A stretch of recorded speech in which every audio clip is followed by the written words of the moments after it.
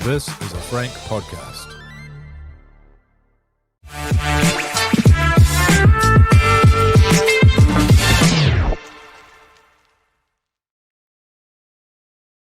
This Warriors Life podcast 2026, episode 10. And Will Evans here with a all new, all tremendous looking panel. You'll remember this joker down the bottom, Keith Whitelock. You might not have seen him actually though. He was a regular on the podcast a couple of years ago. But I don't know if you did any. It might have been before the video era, Keith. So wrap your eyes around this bloke down here. Great to see you again, Keith. And on debut, Jimmy Wilson, long-time listener, first-time caller. Boys, how are you? You go first, Keith. Yeah, I'm good. Good to be back, actually. It's good to be doing an episode off the back of 3 wins in a row. I think that's a first for me, that's for sure. What a time to be alive and a Warriors fan. Yeah, brilliant, mate. And Keithy, we've obviously heard your work elsewhere as well. You've been an intermittent host of the Everything Rugby League podcast and delving into the international game, one of the best out there in that department. You've been a little bit quieter lately, though.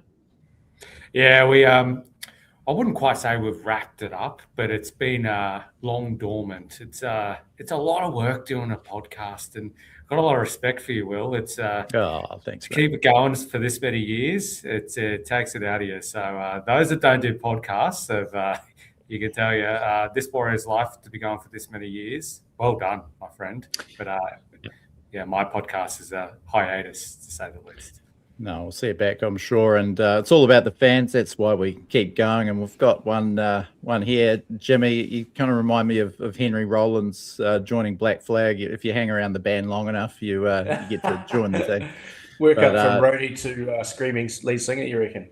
Yeah. So the King of Roxburgh, now residing up here in Canterbury. Jimmy, give us a bit of your background, mate. From Roxburgh, like Will said, named after the pie because that's granddad. So have eaten probably too many of them. And diehard Warriors sufferer in the past, probably more likely supporter now. Loving it. This year's been amazing. The fizz levels are pretty high. And we'll just see where it goes from here. But stoked to be on the pod. And thanks for having me here. Long overdue, mate. And the podcast is brought to you by Kingz Container Crew, your favourite container crew outfit and mine.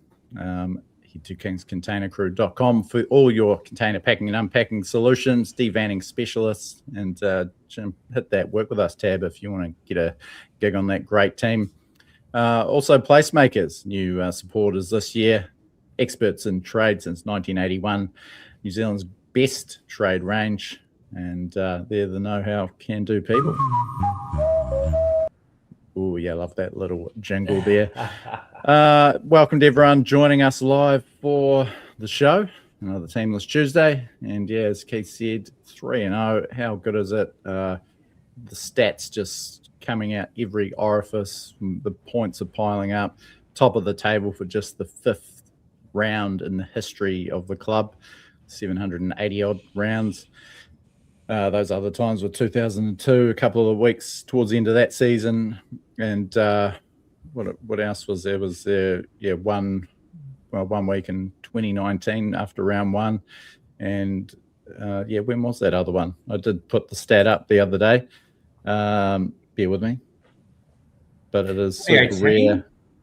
No, 2009, actually. Yeah, it was 2009, round 2. We won our first first 2 games, and everyone was falling about around us. But 2018 we had that 5-0 start, but the Dragons went 6-0 and kept us off top spot. So it's actually the latest into a season we've sat top of the table since 2002, since taking out the minor premiership. Quite the stat.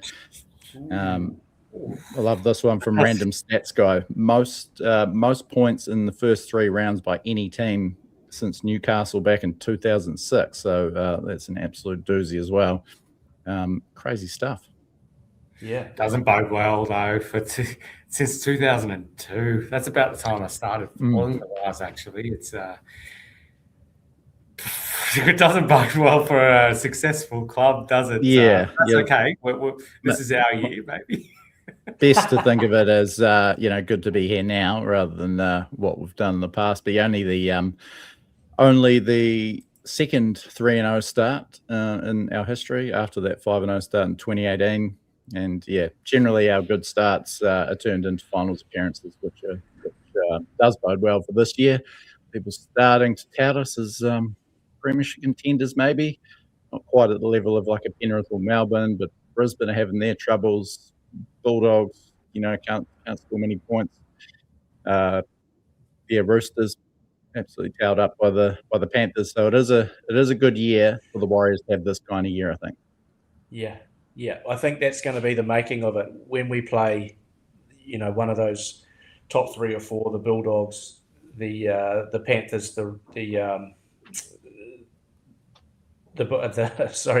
Broncos. That's going to be that's going to set our season up, isn't it? Like whether we're in middle or whether we're in the top. I always put the test as Melbourne in Melbourne. That's our hoodoo, though, isn't it? We've got a horrific record there. Yeah, and it's not like we just lose. There's been so many times where we've just been embarrassed. So if we go to Melbourne and win in Melbourne, mate, I am all in. I put the house on the market. I am all in. Chris Downey's just asked in the live chat if we ever gone 4-0 at the start. Yes, we have. 2018, we won our first 5 games, but stemming towards that record. So Tigers this week, we'll get to that game a bit later, but we are obviously going to start as heavy favourites against the injury hit Tigers at home. And then Cronulla, who had a bad loss at home to the Dolphins over the weekend. There are around 5 opponents over there. We've got a great record at Shark Park in recent years too. And then, that one you talked about, Keithy, Melbourne in Melbourne. Geez, it will be fever pitch leading into that if we are still undefeated. Haven't won in Melbourne since 2014. Haven't beat them at all since 2015. I think there's something like 16, 18 straight games. And obviously one of the benchmark teams. So it's a very, very exciting time. I'm sure the team's not getting ahead of the next game, but I think we're safe to. And probably timely that Fonz is missing this one, because it might be why Fonz pulled out, actually. Said he had something on, but might be all this ladder chat, as you referenced, Jimmy. But Fonz hates talking about the ladder. Warriors top of the table, and he could probably tell it was coming, I reckon. Yeah. I think going back to that Game 7, Will, you were saying pre-season that if we can get to that Melbourne game with a 50-50 record, our season will be looking pretty good. We're already there. It's great. Yeah, we've got 3 wins on the board. And obviously we were talking about how do we jag a few wins until Metcalf comes back. Tanner Boyd's the form 7 in the competition. Yeah. So now we've got a whole bunch of other questions. He's not the Dally M leader because Jacko Ford's going bananas. Because Jackson Ford is. I mean, it's bizarre a world at the moment. But we've obviously talked in depth about the first 2 wins. Just that win against Newcastle in round 3, probably one of the sloppiest performance in a way, but just as important, I think, as the first 2. 4 first choice players from the week before out. Pompey, Capewell obviously pulled out in the lead up to round 2, and Chanel and Chan's out, and just seamless, really. Just next man up. Debutant at 5'8", had a great game. Tanner Boyd and Jackson Ford went up another level, if you can believe it. And Mitch Barnett returning, sensational. It was hot there in Newcastle, which I kind of hadn't really, sort of reflected on too much, but it was scorching there. And, a tough start, losing Morgan Gannon, conceding that first try. But just absolutely dominant from that point. 5 unanswered tries to pretty much seal it with 25 to go. Probably could have put a few more on them, but just really exciting to see. Keith, anything from that win over the Knights that particularly caught your eye or gave you sort of reason to be positive for the direction we're heading? Yeah, well, a lot that makes me positive for the direction that we're heading. Nothing sort of groundbreaking in my observations, in the fact that, the next man up mentality is phenomenal. It is so impressive that, what is six first choice? If you asked me at the start of so what my starting 13 would be, we're probably missing 6 of them from that side, as every Warriors fan will point out to anyone listening as well. If you remember all the way back to pre-season last year, Will, I think I was on the podcast then, and we spoke about I think we said that Tanner Boyd would be both our starting halfbacks. Now, I mentioned at the time the former Socceroos coach, Graham Arnold, was asked who's got the best sort of boot on the best kicking technique of anyone in the NRL. Graham Arnold, obviously a soccer man, said Tanner Boyd, the Gold Coast Titans halfback. So we all knew that you don't make Australian schoolboys halfback, by being a mug. We all knew it was there. But to see it come to fruition with such vigour that most fans are now saying Lukey Met probably needs to go to 5'8" now when he returns. Poor Chanel, who's done nothing wrong. It's just, I mean, there's so many things you could branch out on here. Do we now re-sign Tanner Boyd? What does that mean for Jack Clear? But we won't go too deep down that.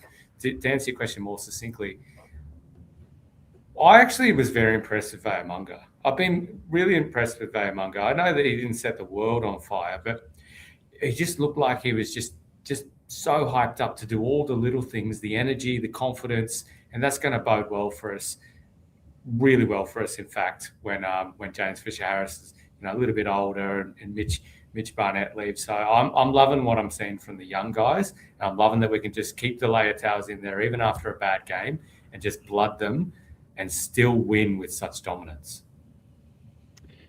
What about you, Jimmy? Kicking back on the couch there, watching that Saturday afternoon, obviously stirring up a few emotions. You were in there, This Warriors Life paid subscriber chat, which was a great time again. But yeah, what were your main takeaways from that one?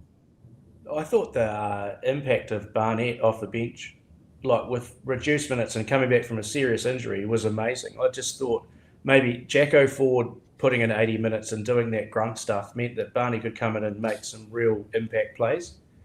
His three of his tackles were the biggest tackles I've seen all year. Like, he was just breaking people, and that's like, I just love our rotation and the size and the aggression coming out of our pack, and that you don't get a break. Like, you change players and it doesn't seem to go downwards. It's awesome. It's super exciting.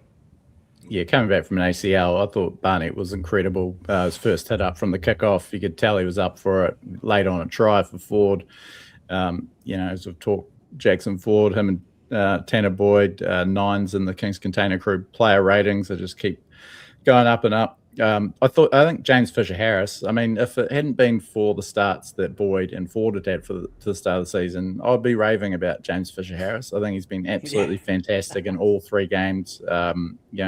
Probably our third best player after those 2. But he's doing the tough stuff. He's getting his ball playing. That's evolving. Big work rate, bigger minutes than last year as well. And I think he's leading really well. I mean, with Barnett coming back, it's incredibly exciting. And as you mentioned, Vaemunga probably yet to have those blockbusting games we saw from last year, but that'll come. And now Tanner Smith is out of the side. It was superb before that. So great position to be in depth wise. We had Capewell out and then Gannon off after 5 minutes. Marato, I thought, had a pretty fair return after the New South Wales Cup last week and then came back to the NRL. But yeah, a bit of a log jam of talent in that spot as well. Just a great position to be in. And we're certainly obviously overstocked with halves now. Hansen, again, that debut I thought was really solid. Sort of looked a little bit out of sorts early and then found his feet. Great ball for Halasima's try and rewarded with that late one at the end. But I thought he was solid. Tuapiki, I mean, he just steps up and does the job every time that he gets the opportunity for chance. He's probably still, I thought maybe that was the platform, that game against a Knights team that was pretty average. And just leaking line breaks, that might be the game where Tane really tore it up, and we sort of thought you've got to get him in there. Just not, it wasn't quite that sort of performance. And I think obviously Chance is still first choice, but what a backup to have. Yeah, I always worried about some reason. Like I always worry when a player gets sent off on the other team that we sort of fall into a trap of playing super expansive, spreading the ball too early and stuff like that. So always, because there's so much pressure to really score 3 tries during the 10 minutes that the opposition's down to 12 men or whatever. I think we went okay this time around compared to in the past. That's something like, if I'm being really nitpicky about, what are the things, because we're all hyped up about what we saw. It was an amazing display from the team. And, I'm one of those people who's like, well, why look for the negatives when it was just a fantastic day? What a day to be alive, kind of thing. But I did notice that, and it's a bit harsh, I'll recognize it, when DWZ gets the ball, he sort of, these days, he doesn't have a post-contact punch that he used to have. The ball dies pretty quickly when he meets the defensive line. I mean, from a kick, right under the high ball. Yeah, from a deep return, Yeah. Rogers making post-contact meters. Good as kick to Rogers' wing. Something could happen here. Great effort. DWZ, great under the high ball, safe hands. That's you can't sort of like fault that. But his runs back, they're just sort of Bill Tupu-like now. And and you want to see Manu Vadavai. So I'm still in the. I started the season in the. Let's name AKP over DWZ. I don't know where I stand at the moment, but I wouldn't be disappointed either way. He hasn't. Sounds really harsh, I get that, but he hasn't sold me just yet. He's a safe bet, which is good, but eventually we're going to have to make a call on, what our future looks like on that side. Yeah, we'll come to that wing sort of picture in a second, because there's obviously a bit of noise around Roger leaving and that sort of thing, and who we might be picking up for next year. But we're about 15 minutes till Teamless Tuesday. My internet dependent, obviously. Been having a few issues here out in Amberley, but the elephant in the room, obviously everyone's talking about it. It's kind of gone from, should we keep Boyd in the starting side when everyone's fit, to you can't drop him. Where do you guys stand on that, boys? I'm seeing in the comments here a couple of people saying that Metcalf's going to get named at 6, apparently. Not sure what that means for Chanel. He may still not be right after that heavy knock in round 2, but yeah, all 3 fit. What's the way forward for our halves? Jimmy? I think you've got to keep Boyd where he is. He's playing so well. He's got the runs on the board at the moment, if you will. And Metcalf is a guy that probably is happy to take the runs and overcall it if he sees it's on. So I think they complement each other well as a 7-6 Boyd Metcalf. Webby said in the post-match, he was asked that question, what do they do? And he held his cards close to his chest and said, I'm not looking too far ahead. Because we don't know what's around the corner. Someone could get injured, so there's no point calling it and upsetting the tea table. I agree with that. Like, far out. Someone could do an ACL this weekend, and you don't have to make the decision; it's made for you. So, yeah, I agree. Wholeheartedly. I've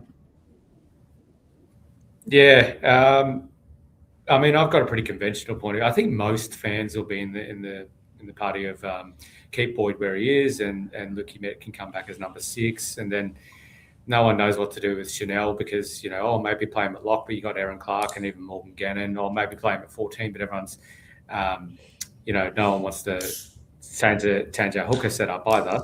I think it needs to. We probably might even need to zoom out a little bit when we ask this question into where's Boyd going to be next year? Are we going to re-sign him? Is he part of our future? And if the answer is now yes, even on a 1-year deal, then wholeheartedly that reinforces that keep him where he is. If the answer is no, we can't compete with offers that he's never going to get from the Dragons or Perth or whatever, now that he's absolutely killing it, then do we want to go all in on this season? Ultimately, I think my answer is pretty conventional, which is keep him where he is and play Lucky Met at 6. And do we want to play Lucky Met in a couple of games of New South Wales Cup as well? And coming to Jimmy's point, who knows who's going to get injured? We saw Tamara go down. Maybe Chanel will go down. Maybe it's just a constant rotation of 3 halves. And I think the question sort of pertains to if it was a grand final, who would you be playing? And my answer is Tanner at 7 and Lukey Met at 6. Yeah, it's so layered, obviously, with beyond the season as well. But from what we've seen from Boyd, you couldn't drop him. He's got his running game going as well, so he's obviously he's not as naturally gifted in that department as Luke Metcalf, but he's significantly superior in your sort of conventional halfback attributes, I think. There's also bit shaky on the goal kicking lately. Yeah, he's disappointed me in that department. He arrived as an 80% kicker, and he's he had a few shaky moments in Newcastle last year. He had a shocker as well, but certainly better than Metcalf, who was kicking at about 60-something%. Metcalf wants to be a halfback as well. There's also that factor. Obviously, I'm sure he's a team player, but he's been very bullish about wanting to run the team. I still didn't see anything close to that last year, even though he was on fire leading the Dally M's and racking up some highlights, but he wasn't quite there in the steering the team around the park department. And as Fonz talked about, he and Chanel were more like 6.5s. I think if Metcalf came in at 6, he really would need to take a back seat and go back to that sort of 5'8" role he played with Sean Johnson, just pick his moments, which I still think he's better suited to. I was always sceptical about Metcalf, being able to develop into a genuine 7 when he'd never really played there before at senior level. Boyd's the youngest of the lot. He's still only 25, and he's been around for quite a while. Played over 80 games, but he is the youngest of the three. And yeah, I mean, on form, as you say, Keith, if they're playing a grand final tomorrow, it's definitely Boyd. Part of me thinks that Boyd Chanel would be the best going forward. Still not sold on Metcalf, to be honest, and he is brittle. So I mean, well, seriously, he's played maximum 15 games. He's coming off another ACL injury. If he was to play out the season, that would be a first. And good luck to him, because he can be brilliant. But it would be unprecedented for Metcalf to put anything close to a full season together. Do you know what I love, guys? Oh, sorry, you go, Jimmy.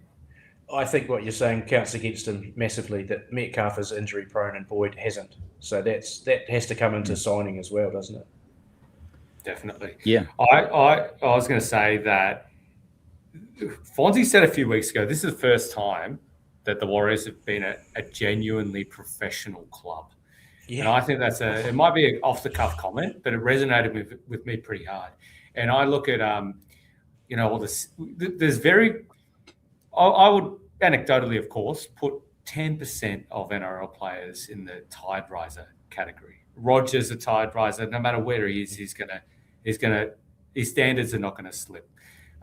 Tigers probably played overs, but maybe not for Jerome Luai. He's a tide riser. He's going to carry that team with him. Whether you agree or not, I mean, I think that's in my mind indisputable. But the point I'm trying to make is there's roughly about 10% of players that are genuine tide risers. The other 90%, in my mind, are system players. They're great players. There's no faulting their work ethic and their contribution to the team sport that they're in. But previously, you've been wary to get players outside of Melbourne because they haven't repeated their success outside of that system. Same with the Panthers.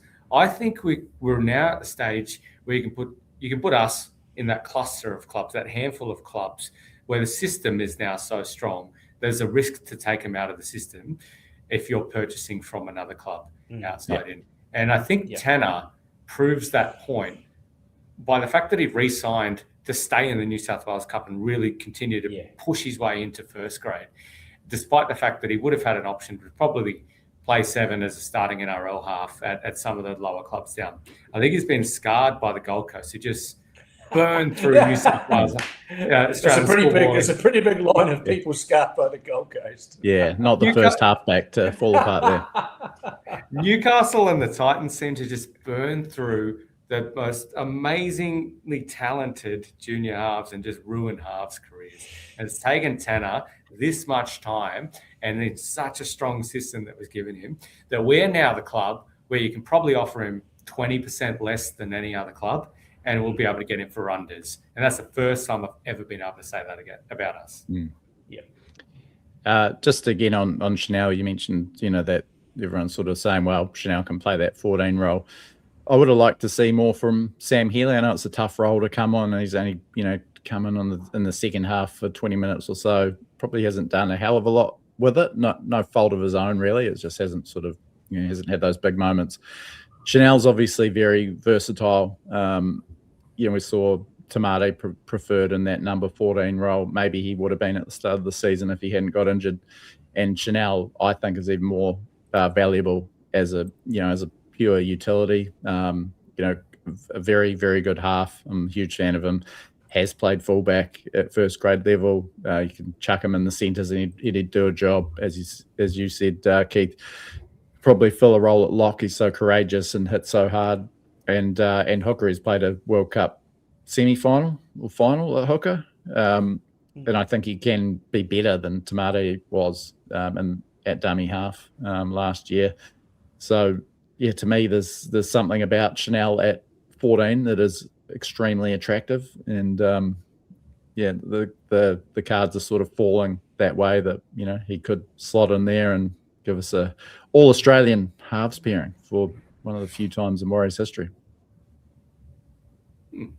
I've got a lot to get out of my system. It's been a year at least since I've been on. I always thought, and this is randomly coming from nowhere, I always thought Kalen will end up playing for the Warriors. I think Ponga, home is calling. It's quite evident that New Zealand is his home, and he feels a deep connection there. Maybe just turning out for the black jersey won't be enough. I reckon, I also reckon that, Cleary's a chance later on, but probably not actually. But I think Kalen's more. I reckon we should go for Kalen Ponga. I reckon I love Kalen, but he could probably leave Andre there.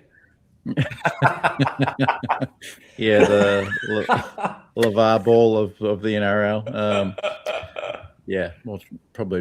Potentially more trouble than it's worth. But I love Kalen for the Warriors. Thinking about that, it just turned them into an absolute powerhouse straight away. Chance has been a great servant. Tane is superb as well, but just probably never quite going to be at that sort of top tier level. Kalen would really round off that lineup nicely. A few minutes till Teamless Tuesday, boys. What else have we got in the chat? I probably can squeeze this in. Roger Tuivasa-Sheck, rumoured to be off contract, obviously, and potentially returning to Sydney. That would sort of track with the Warbrick pursuit news and the likelihood that Grant Anderson is going to be the player swap we get for Mitch Barnett going to the Broncos. Thoughts on that little wing puzzle there? And you obviously touched on Dallin, how that all sort of comes together. Got Cam Pereira and not really have a lot of depth outside of that. Jimmy? I think Warbrick. I think you lose RTS, gain Warbrick, and it's a pretty similar swap. You're going to get a similar work rate out of them. You're not going to lose too much. I don't know if it's an up or down.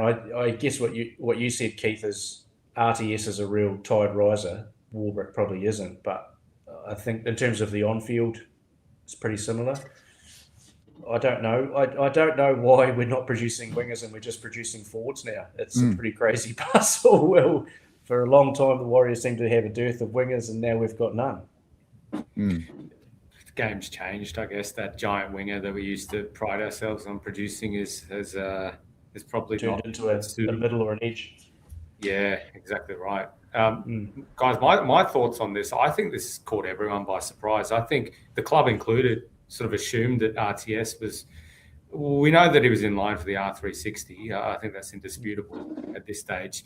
But even that, we had to tempt him back away from the hands of Japanese rugby just to get him into the club. And I think we all kind of assumed that he's going back to rugby union. So to hear that he's in talks with Sydney clubs, and they say Sydney clubs, we all know it's the Roosters. I'll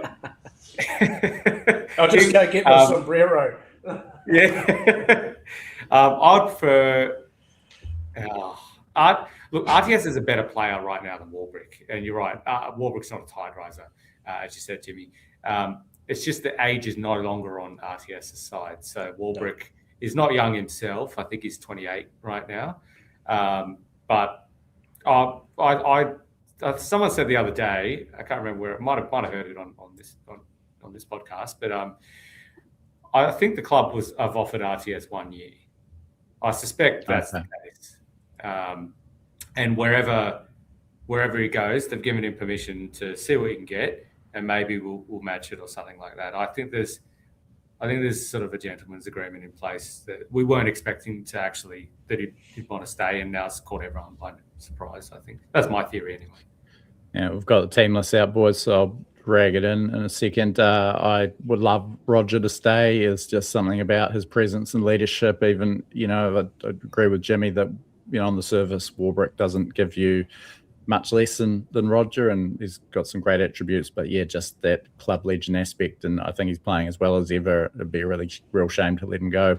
I like the Grant Anderson pickup if it's, not at the expense of losing Roger, or they don't see him as a starter because he's such a good depth player, which is obviously not what he wants. He wants that opportunity that he's didn't get at the Storm and isn't probably going to get at the Broncos long term. But 26, yeah, I think. I don't know if he's worth burning a top 30 squad on, let alone. Maybe. I think he's a great depth player, though, and I think he could have a really good stint over here. Here's the team list, boys. So running through it, Chance Nickel-Klostad is back at fullback. Dallin and Roger on the wings. Adam Pompey returns from having a baby with Ali Leatawa in the centres with him.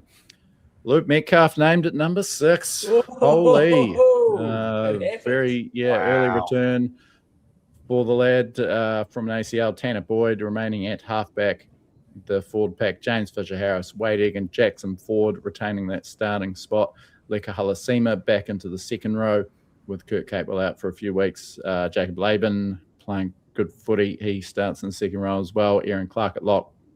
The interchange bet, Sam Healy, Mitch Barnett, Dimitri Vaimonga, Tanner Stowers-Smith, and Marata Nukore bumping back to the number 18. I'm guessing Morgan Gannon is out with that category 1, and Chanel Harris-DeVita grabbing that 6th spot on the interchange. Maybe we will see this Boyd 7, Metcalf 6, Chanel the 14, even if he's wearing number 20.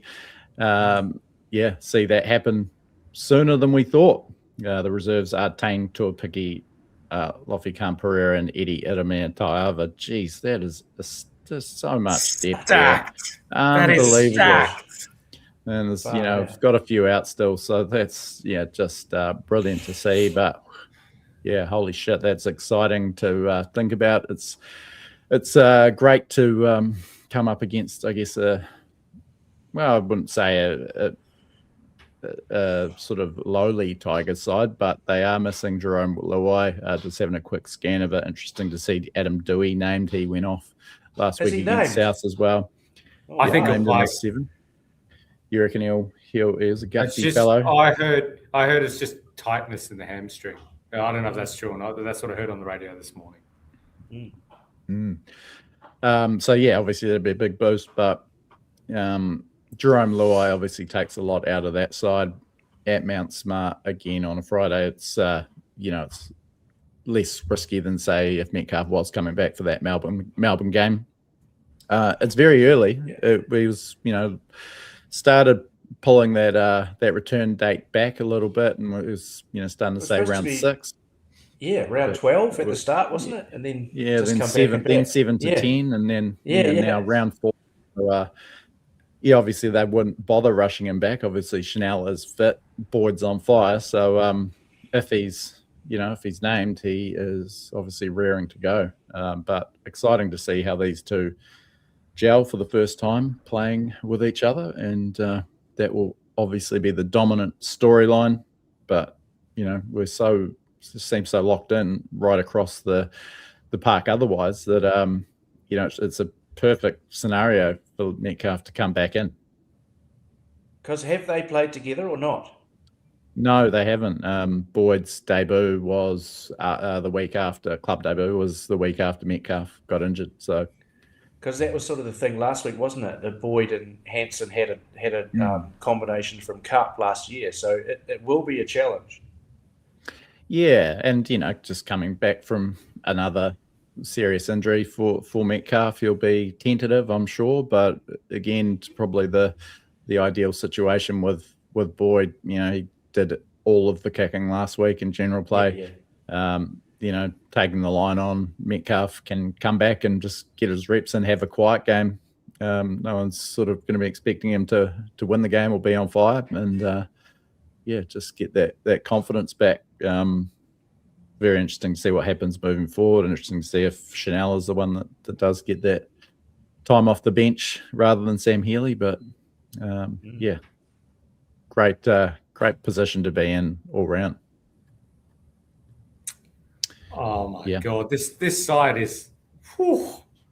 I understand there's been minor tweaks here, but just to see the names, Licky Matt next to Tanner Boyd, and I also saw Bunty is 18th in jumper 18 for the Tigers. I'll show you.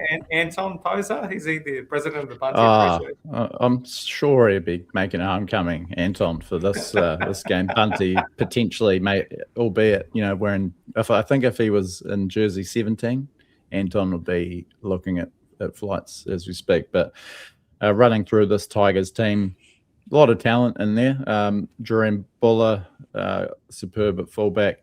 Jarrell Skelton and Luke Laulili on the wings. Sunya Turuva in the centres. The young sensation Himasi Makasini, the other centre. Jock Madden, who's obviously done a job for the Broncos before in Newcastle, was he at? He's in the number 6. Adam Dewey at halfback. And a pretty handy pack, Terrell May and Whenua Pole in the front row, east side of Api Coruscant, who's still one of the elite hookers. Samuela Fainu, Kai Pearce-Paul, who's made a fairly good start to his stint after arriving from Newcastle, Alex Twal at lock, and interchange Tristan Hope, Sione Fainu, Royce Hunt, Alex Seyfarth, and the last two on that 6-man interchange, Bunty Afoa and Falatino Tavana. So, still quality players, but they had a great win over the Cowboys in round 1, 44-16. Not really too sure how much you can take from that, given what the Cowboys have dished up and will continue to dish up. I thought they were pretty gutsy in their 20-16 loss to South last weekend.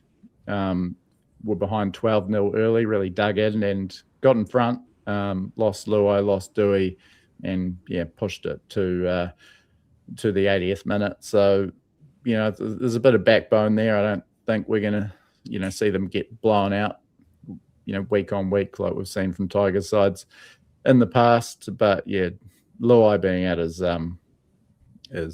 quite the handbrake, I think, on them coming to Auckland. Another sellout. It's going to be wet throughout the midweek in Auckland. There's storm warnings, and I think it might still be a little bit rainy and greasy on Friday night too. That would normally send shivers down our spines, given the way that we've performed in the wet at Mount Smart in recent years. But they were superb against Canberra in similar conditions. And I don't think there's a Warriors fan out there that isn't sort of thinking we'll win this 13+. What do you reckon, boys? Yeah, I reckon we'll bully them through the middle. I reckon our forwards outgun their forwards all day, every day, and in the wet, it's going to be a terrible day to be a Tigers forward. Yeah, you play that exercise where you compare sort of like 1 with 1, 2 with 2, sort of Dallin versus Jarrell Skelton, Pompey versus Sunya Turuva. Maybe if you're not a fan of the Waz and you're not a fan of the Tigers, for that sort of back line up into the, you get to Roger, maybe there's a debate to be had there. If you're completely unbiased, but the more you get through this list, the forwards are just the names in that forward, and then you get to the interchange, and it's even more dominant. The names when you but you look at the form as well. Our forwards are just so dominant at the moment. Yeah, forward is and it's not sort of out of the box that Ford is leading the Dally M's. He has been one of the best players, or if not the best in the competition. Certainly the form front rower leading some big stats categories. He's been unbelievable. He's playing just about every minute. Fisher Harris, I think that he's been the second best front rower across the first 3 rounds, and Barnett was sensational in his return. So what a rotation that is. Whether we see that 17 play this weekend, you got, although Vaimonga has been playing a bit on the edge, Barnett can too. That might be the way they run and give Tanner his spot back in that middle rotation. That would be my preference because I'm a big Tanner fan, and I'm gone a bit cold on Nicore's value in this squad, even though he can play edge and middle. But yeah, again, what a spot to be in depth wise. What's your gut feel on Chanel getting a run this weekend, or it was a heavy knock? It might be advisable to give him another week, but I'm certainly warming to that idea of Chanel being our gun 14. Oh, Jimmy. Oh, sorry, Jimmy's mate. Pounding a beer. You go, Keith. I'll take this one then. I don't know. I actually don't know, because the Sam Healy, I know you're a little sort of hard on him. They didn't quite have the punch in the last game that we usually expect of him, but he's my long-term 14 right now, probably over Chanel. We know that Webby is a very loyal coach, and that's why he's getting such buy-in from the players. Actually, when he first started coaching us, I thought maybe there's a risk here that he's a pleaser, and he's not going to be able to make the hard calls and have those hard chats. But I think the positives from all that is we've got about 30 players that absolutely love him and are willing to play New South Wales Cup or whatever it takes to stay in his orbit, kind of thing. So I guess I'd probably leave him for another week, but it's a decision that needs to be made if Tanner and Lucky Met start to really gel. Yeah, it's because I think Chanel's just too good to leave out of the team. I thought he was one of our top 3 players last year, quite underrated by a fair chunk of the fan base, and that versatility is a great attribute to have. Whether they sort of just leave him in there with this new 6-man regime the NRL have brought in, and he only gets a run when it's if there's an injury that requires his versatility. But I don't know, for me, I would be give him a couple of cracks at it and see if he can make some sort of impact in a stint at dummy half, because I think he's well suited to that. And yeah, just that cliche, just a footy player, and that's what I love about Chanel. He takes the game on, and Remember when the worst coach we've ever had, Nathan Brown, named him a fullback, and he went all right. He did. So, yeah. I always thought he's like our Jerome Luai. He's the vibe guy, the vibe number 6. You might not notice the silky ball playing, but he does the chip kicks. He just tries. When someone scores a try, he's usually the first in there, jumping on the back. And so maybe that intangible is probably got to be taken into consideration as to whether or not you want to play Healy, or even move Clark to play some front row in order to accommodate playing lock or something like that. Yeah, we saw a bit of that with Egan and Healy both out there towards the end of last week's game, and I think Chanel's certainly suited to playing a bit of a roving forward role. He's pulled off our hit of the year probably 4 times in his career. Like he's he doesn't shirk his work. He's I love that description that he's a vibe player. He can pull a try out of nothing too, though. He's a chip over the top and get a freaky try as well. He never gives up. He covers more spots than Healy for sure. I probably wouldn't you give him the week off for his own good? He doesn't hold back in defence. Yeah, maybe. That was a horrific looking knock, and maybe that's that is the plan at this stage for this weekend, to give him another week to get his bearings back. But because I think you're not expecting to be challenged this week, are you? So do you need him? Maybe not. No. If anyone, and we're all long long-term suffering wild fans. Don't say it, Keith. So I'll take the opportunity. If anyone's going to beat us, is this a banana peel? Yeah. I thought last week was a potential banana peel, and with a few more, obviously obstacles personnel-wise, and they navigated that, and some tough early moments. To I don't know. I don't feel like this is a team that is going to get tripped up, and it only really started to happen last year when we lost Barnett and Metcalf, and the wheels fell off a bit, and we're losing to bottom half teams. But last year they weren't a team that got sort of tripped up by these banana skin games. So I think you heard it in the post game after the Canberra game. They interviewed Roger, and Roger said we weren't finding spice around the outside of them, so we went through the middle, and then when we started to wear them out in the middle, we went wide. And I think that just sums up. They're really methodical this year. They don't particularly play to a plan. They attack the edges, and if there's no room, then they push the middles until they wear them down and then find the space. So it's just not a team with a plan that struggles when players change or other people change. That they're so well drilled that they look for the space and they adapt to what's happening on the field. Yeah, it's a throwaway. It's potentially a throwaway line, or can be labelled that. I don't see it as that, but it's us versus us is the line that I keep hearing the players say, and it's true. I've heard the Bulldogs players say it, and I've heard the Panthers players say it, and there's a reason why the top three on the ladder right now are all basically the Panthers coaches. Us versus us, not us versus them, not us versus the Tigers or anything like that. So Webby gets furious when our kick chase isn't up to the standard that we need it to be, and I love hearing stuff like that. I think that's the standards that we set, and we need to be those. We need to be the tide riser as a team, where our standards are our standards, because we have never been the club that always sets our own standards regardless of who we play. We meet the team. So we often come up against a team where we're given no chance, and we'll actually be very competitive and sometimes even beat them. But then the next week we come against the cellar dwellers. And by the way, we all know we've never won the wooden spoon. So got to get one of very few clubs. But we'd also let the opposition team dictate how poorly we played, just as well as how well we played. So right now I'm seeing probably for the first time, this is where we play. It's us versus us, and that's usually good enough to wear the opposition down. Yeah, it's a great point. We're a 40-point team every week. I was looking for the 40 points last week. Not close.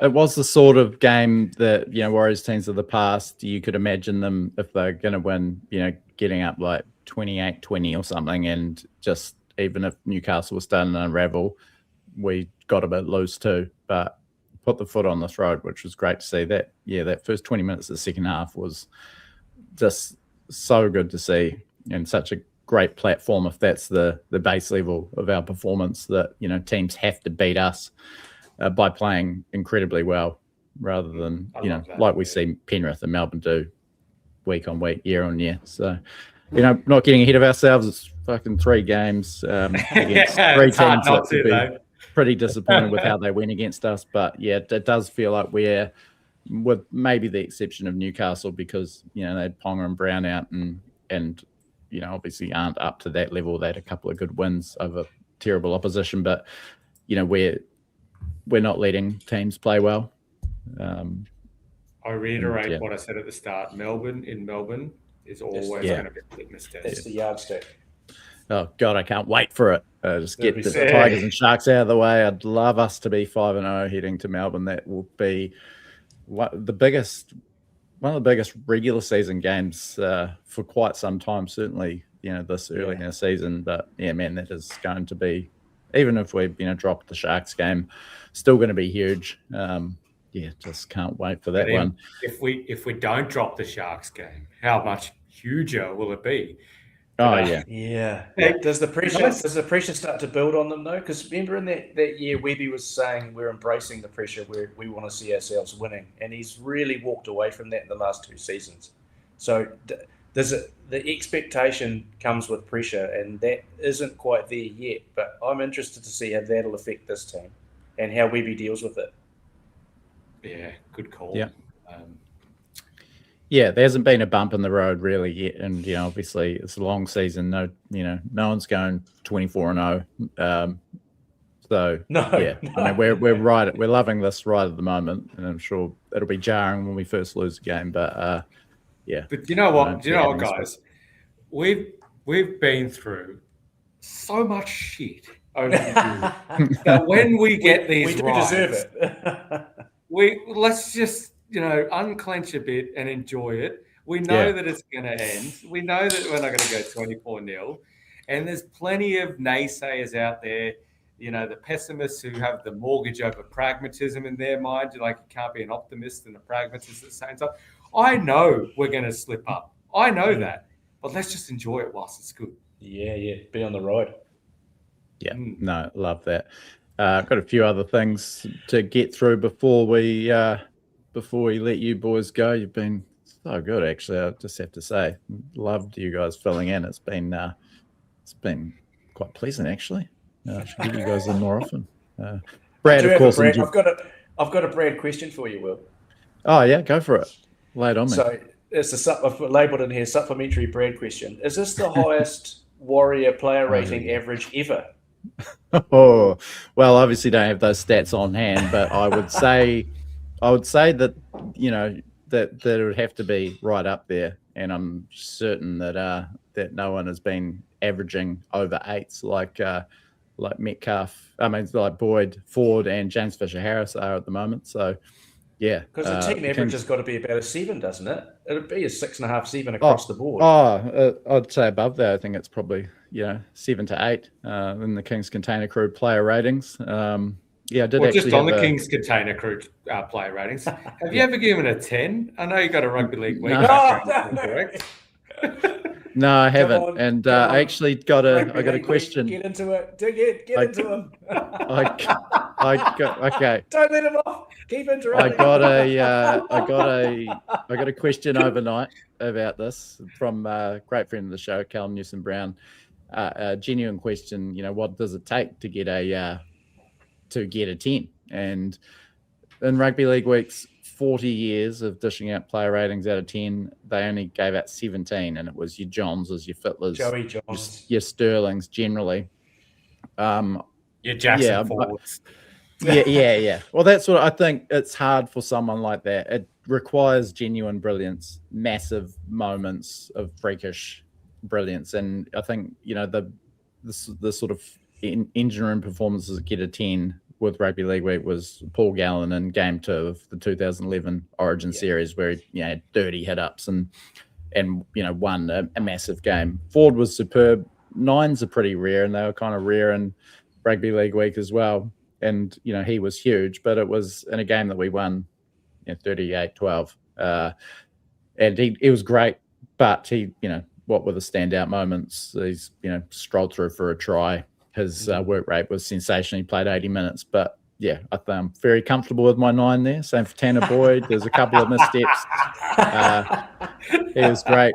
So there's been a 9.5, a 9.5. I think this sort of illustrates what it would take to get to 10. There was Roger against the Raiders in early 2021, where he had a brilliant game. 9.5, didn't he? Yeah, massive game, huge work rate, brilliant try, 10 tackle breaks, and then saved the game with one of the great defensive plays on the buzzer on Jordan Rapana. So that was the highest score dished out. It's not an exact science, but geez, it's going to take something special to get to 10.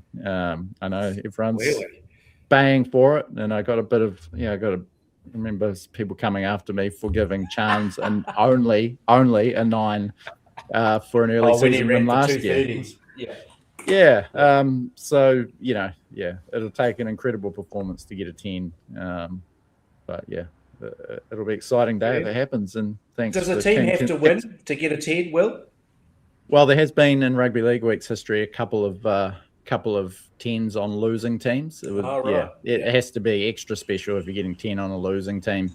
Obviously contributing to a win gives you a better chance. But thanks for your interest, boys, and everyone else's for the Kingz Container Crew player ratings. I've copped a bit over the years. I think generally it's a positive positive feedback. Everyone's pretty respectful these days. Hasn't always been that way, but I love it. I 8 love years it. we've been doing every that. week.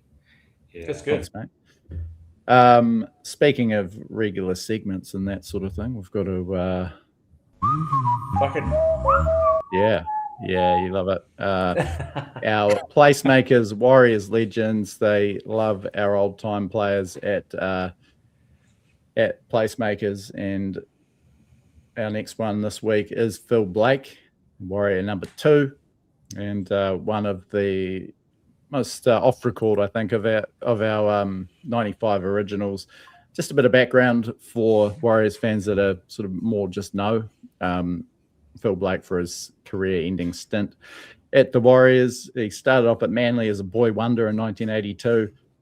Dally M Rookie of the Year, scored 27 tries in his second season. It was a premiership record for a halfback and one of the highest tallies ever. Kind of went off the boil and was sort of shunted around the back line out to the wing with Des Hasler and Cliff Lyons emerging there. Went to South, bit of a renaissance. Played one Origin game and was a key part of a successful Rabbitohs team at 5'8". Then was just a real journeyman. Had a pretty nondescript season in North Sydney. Didn't do much in 1 year at Canberra. It's kind of a bit of a spike for a year at St George, but arrived in Auckland probably not at the top of his game. He was 31 and no obvious spot in the team. They chucked him at fullback where he hadn't played since 1988. We just sort of had a bit of a hole there. I'm not quite sure what the plan was. Frano Bodica was arriving mid-season, but it's like the Warriors didn't quite have a plan for that number 1 jersey. He slotted in there, scored our first ever premiership try. Scored, I think, 11 tries in the first 4 rounds. He was just absolutely on fire. 4 tries in their first ever win against Western Suburbs, the infamous game where our points got docked. But everyone was, all about Phil Blake. I guess most fans over here weren't too familiar with him because he'd gone off the boil during the early 90s. But had that purple patch, and then mid-season they went a different way. Stacey Jones emerged, and they sort of floated Greg Alexander back there. Gene Namu was a fullback option, and he slipped back to sort of a bench role and kind of out of the team. 1996, he was chucked in at hooker, and that sort of that started that era where the likes of Jeff Tuvey and those sort of guys were playing dummy half. That didn't last long, and sort of back to bench, a couple of games at fullback, game at lock, and then 1997 is last year in the premiership, just 2 games. So it petered out, but it kind of reminds me of Hyde Cassini, where everyone really remembers Phil Blake as this, wonderful foundation era player, but he actually didn't play that much, 37 games in 3 seasons. But, we're just one of those guys that you love to remember, had some great moments for the Warriors. And, just look at him there in that blue, green and red jersey. One of our favourites to remember, great Australian import. And when he retired, he was one of the top 10 try scorers of all time. Wonderful career. Never quite realised his potential. Everyone thought he'd definitely be an Australian international, and just played the 1 Origin game off the bench. But it's a great one for the trained spotters out there. Any memories of Phil? You might be a bit too young there, Keithy, to remember Phil Blake in his prime. Jimmy, I'm sure you remember him from the early days of the Warriors. I just remember him as a try scoring machine, but I never realised sort of the path he had, how it sort of petered out and got shuffled around. It's a bit stink, isn't it? Yeah, bit rough, but he just arrived for a chance and took it initially, and it kind of got shuffled out of the squad with so much depth in those, and obviously Stacey Jones' rapid emergence was something that probably no one foresaw. But what about you, Keith? Any memories of Phil Blake as a nipper? No, I know who he is. I know that he's famous for his chip and chase. I know that I think he was a coach of one of the Shoot Shields teams here in Sydney. I think Manly Rugby Union for a while there. He's not a stranger to code crossing as well. Yeah, one of those foundational players from the pretty grim days of the Warriors, apart from the '95 season. Then we went through that sort of like, long after Phil Blake's time, Eric Watson sort of bought us, and to be where we are now. I think seeing just you go through the era of this time for Phil Blake reminds us just how far we've come as a club now. I think we're just due for a premiership, hey? Yeah. Oh, geez, that was some classy steering it back to we're going to win the comp. Got an opportunity to put it out there in the ethos. But yeah, just another. I love those bits of trivia. Your first try scorer, you just can't take that away from anyone's legacy ever. Brett Leman at the Broncos, those sort of players. And yeah, Phil Blake will always be remembered for scoring what was a great try, first ever try against the Broncos. And pleased to make him our latest PlaceMakers Warriors legend. Got to say on that photo, they how shit were the footballs back then in comparison to what they are now. The seating, already a pretty wonky old thing, to see the footballs from back then. Good luck goal kicking. The old Malmaninga toe poke. Yeah. Getting towards the end of the show, boards, I did want to mention the lower grades. A pretty plucky effort, I thought, against the Knights, 32-22. We lost that one. Bishop Neal, 17, making his debut. He'd only debuted an SG ball 4 or 5 weeks earlier. What a prospect he is. Scored a try. Very exciting to see. Jet Cleary had a good game too. A couple of rainbow balls for Hazen Mellis to score. That was pretty tantalising given our halves depth. I do have a question for you boys, actually. Who is going to be the first father-son Warriors combination? Is it going to be Ivan and Jet Cleary? Is it going to be Vince and Hazen Mellis, or the dark horse in the pack, PJ and Braylon Marsh, the current Jersey Flegg hooker?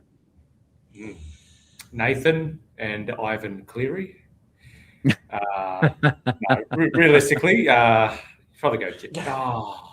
PJ Marsh's son is just probably Jet. Yeah, I'll play safe. Jet Cleary, Ivan Cleary.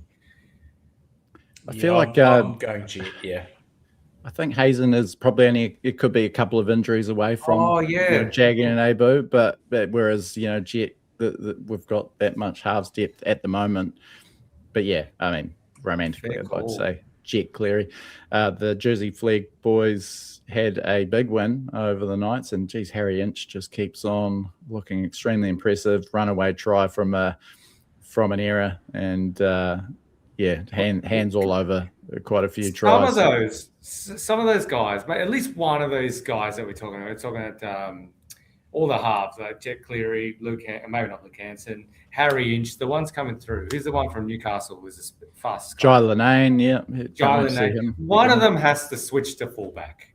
One of them, my brother-in-law was pointing that out to me. I'm like, it's kind of right. Someone has to switch to fullback. Yeah, and there's still, Brad's a big proponent of that. We've seen a comment tonight, Metcalf to fullback. And there is, Will Webb Metcalf is a great fullback. Quick, elusive, ball player. I mean, that could work. That could work one day too. But yeah, good shout there. If we're not going to bring Ponga back, Keith, someone needs to turn into. I've got high hopes for young Joseph Ratcliffe, who's pushed up in Jersey Flegg from SG Ball. He's a likely looking type. I don't think Geronimo Doyle, our New South Wales Cup fullback, is the future in the number one. So there's a path there for a good young fullback. I think we should let you guys go. I don't want to wear you out. As Jackson Ford like performance, having to play the full 80 on. He played 81 on the weekend. Will 81? Yeah, I guess. Did we tick over the 80-minute mark with that last 81 try? Minutes. Yeah. I do want to thank you, boys. Keith, fantastic to have you back, mate. We've always loved having you on the show, and it's been an absolute pleasure. I forgot how much I enjoyed having you on, so hopefully you'll be back for more while Brad's over in Japan. And you too, Jimmy. What a debut. I'd say you probably eclipsed Luke Hansen for best Warriors related debut of the week. And yeah, I think we might have to. We're going to have to make this sort of 4 panels, 4 squares, cram everyone in, move these logos around just to get all the top line talent, squeeze it into the show.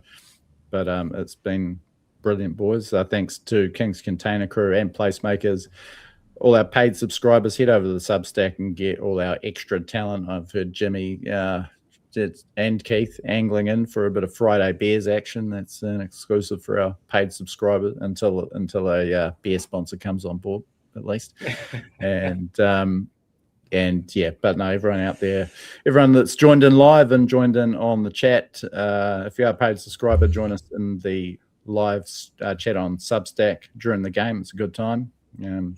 Yeah, you can vouch for that, Jimmy. It's been it's outstanding. Good time. Yeah, Hope to see you in there, Keith, this Friday, mate. To drop some pearls of wisdom into there.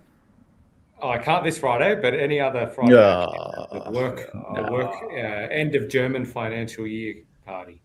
Oh, that classic. End of German financial year. I know what that's about. Yeah, classic. Is that a euphemism? Yeah. No, it's actually not. It's legit. Yeah, I'll grill him off here and find out what is actually going on with Keith there. It sounds pretty fucking dodgy, if you ask me. Yeah, let's wrap her up, boys. You'd probably better go and do some work there, Keith. You look like you're in a very important building over there with skyscrapers in the background. It's not a custom background, as some might have you believe. It is the real deal. And Jimmy, probably time for you to go and make tea, mate. But just like Tane Tuapiki in the 80th minute last weekend, I'm going to hand it off to the debutant to take us out. You can give us our outro, Jimmy. There's a hospital pass, Will. Yeah, I've almost thrown it into the goalpost like Tane. What is it? And here's to feeling good all the time. Yeah, that's it. Kramer's catchphrase. Love it. Thanks, boys. Thanks, everyone out there, and enjoy the game on Friday. This is a Frank podcast.